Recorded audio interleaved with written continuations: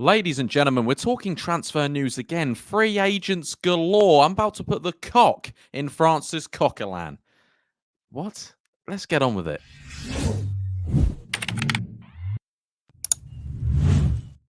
I apologise for that, ladies and gentlemen. All right, guys, what's going on? My name is Ollie Ward. Welcome back to the Ollie Ward channel. Happy Thursday. Hope you all had a fantastic day and you're ready for the latest Leeds United transfer news and rumours. Before we get into it, as always, you know what to do. Let's smash 200 likes on this. Get down there right now. Actually, let's go for 250. Get down there right now. Smash a little like. I'll wait for you. Thank you very much. Also, subscribe if you're new. We're on the road to 20,000 subscribers. We want to hit it before the end of the year. Let's be realistic. We can do it. Get down there right now and subscribe and get your comments in, your score predictions for Leeds United, versus Sheffield United tomorrow night. It's exciting. The match reaction will be out Saturday morning. Let's just get into the transfer news, though. So today we are talking Francis Coquelin, and he's at Thorpe Arch, and he's training with Leeds United, the ex-Villarreal, the ex-Arsenal man.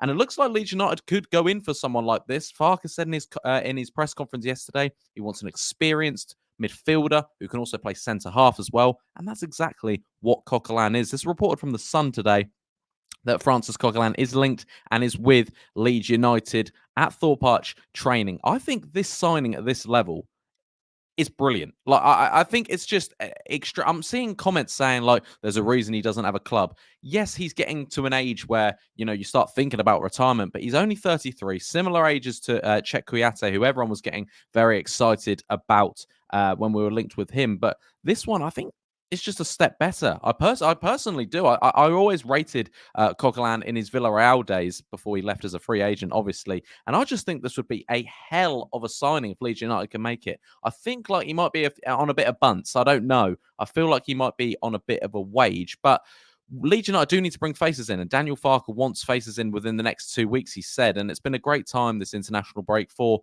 free agents to come in on trials under Daniel Farke's sort of guidance, I guess. And yeah, just to see how these players get on. Apparently, Cheikhou Kouyate's been there. Apparently, now Francis Coquelin's been there as well. If you had to pick out of one of them, who would you want? Who would you want? Also, apparently, there's a German star on trial as well, and it's Kramer. People are saying this Kramer. I don't know anything about him. Apparently, he's a World Cup winner, people are saying. But again, I think it's sort of football insider knowledge. So it's very much taken with a pinch of salt. But the Francis Coquelin one, it's come from The Sun. Again, take it with a pinch of salt, but also he's been spotted at Thorpe Arch training. So we'll have to see how that one goes. But yeah, Leeds United are in need of a midfielder at the moment. Obviously, Gruev's out for however long. Ampadu's still out. Obviously, we've got Joe Rothwell and Tanaka, but Tanaka's just played for Japan 2 days ago, and now he's going to play tomorrow.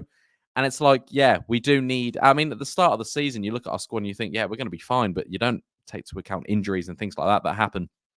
I think I mentioned that the other day, that, on paper at the start of the season, when our bench looks so strong, it easily just sort of trickles out because we've had injuries to Dan James, Solomon, Bamford. We've had, I don't know, Gruev, Ampadu. These players are just falling like flies. Max Vober as well, who's also a decent addition to have, especially in the Championship. So the free agent market, I'm glad that Leeds United are looking into it. I think a few seasons ago, you would think maybe under Radrizzani we wouldn't do the obvious and get a free agent, but I'm liking this sort of, oh, we need a position, oh, we need a player there, let's get it in. So I would be happy with Francis Coquelin. I would be happy with Kouyate as well. Obviously, there's players that apparently Leeds and we don't know about as fans. So as long as we bring in a face, I believe I would genuinely be happy, because you don't know how long Gruev's going to be out for. Obviously, Ampadu is a lot of pressure to bring back, but he will come back very soon, hopefully. But yeah, Francis Coquelin on a free transfer. He's played for Villarreal. He's played at Arsenal. He's played at very, very good levels, Champions League levels. Can I just say, by the way, ladies and gentlemen.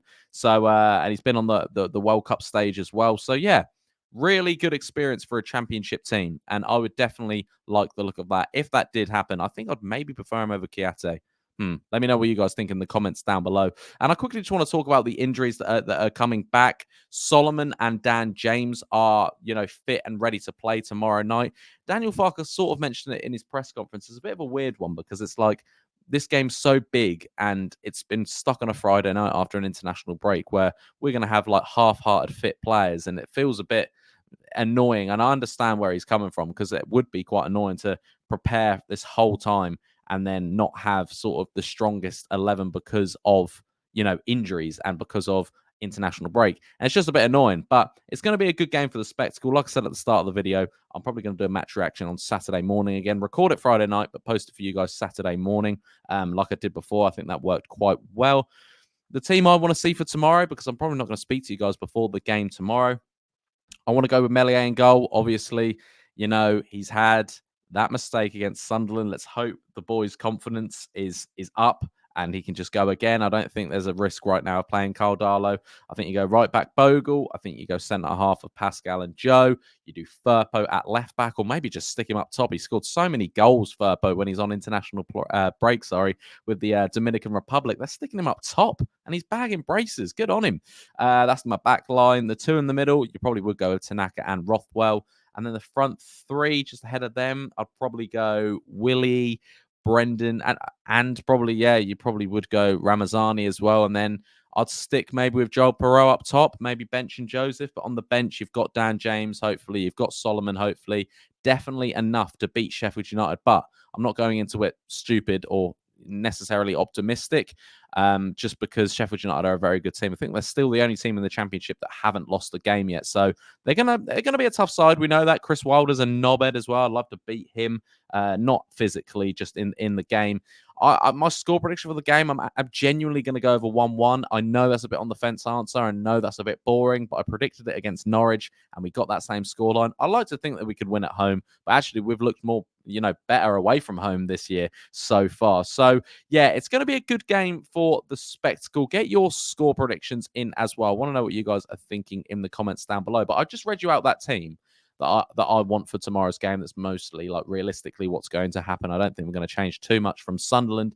But you've got on the bench there now Mateo Joseph, Bamford. You've got Dan James, Solomon, Vobel when he's back, Ampadu and Gruev. I'm not saying they're back, but do you know what I mean? And then you bring in a Francis Coquelin or a Kouyate. That's a very, very strong team for the Championship, and a team that should be in the top two, if not running away with the league. Genuinely, that's how I think. Or do I just overrate the players maybe because I'm a Leeds fan? But I just look at that team on paper and I'm thinking, surely, right? With Daniel Farke at the helm as well, we need to see more. We definitely need to see more. We need to see more convincing performances. But to be fair, I would say the start of this season, as we've led up to the international break now, it's been okay. It's been good. I'd give it a solid 8. I really would. There's been a couple of mistakes there. Obviously, the loss to Burnley was a bit annoying, and obviously the mistake against Sunderland was a bit annoying because it would have topped off a very, very positive week for Leeds before the international break. But we've still got plenty of time. And if we do include someone like Francis Coquelin or Kouyate or that German World Cup star people are reporting about, then Leeds United are looking good. But ladies and gentlemen, I was just coming on here to tell you that, Francis Coquelin is training at Thorpe Arch with Leeds United. My sort of highlights and sort of my sort of score prediction and preview for the game tomorrow. I'm nervous, but it's good to have Leeds United back. It is, isn't it? So be sure to smash that like button on this. Let's go for 250 likes. Subscribe if you're new. And get all your comments in and your thoughts on Francis Coquelin. Who would want more, him or Kouyate? And your score prediction for tomorrow's night game against Sheffield United. I'm nervous, but I'm ready for it. Guys, I'm Ollie Ward, and I'll catch you in the next one. Cheery. Oh.